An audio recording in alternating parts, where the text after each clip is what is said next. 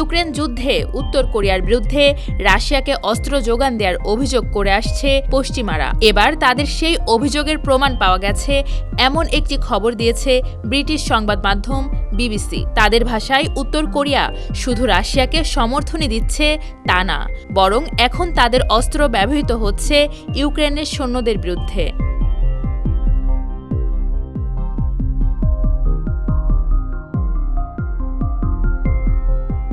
খবরে বলা হয়, ইউক্রেনের একজন অস্ত্র পরিদর্শক খার্কিভে একটি ব্যতিক্রমী ক্ষেপণাস্ত্রের ধ্বংসাবশেষ দেখতে পান। তিনি তা পরীক্ষা করেন এবং দেখতে পান ধ্বংস হওয়া ক্ষেপণাস্ত্রের বিভিন্ন টুকরোর গায়ে কোরীয় লিপি রয়েছে। আর এ থেকে এখন নিশ্চিত যে রুশরা এই যুদ্ধে উত্তর কোরিয়ার অস্ত্র ও গোলাবারুদ ব্যবহার করছে।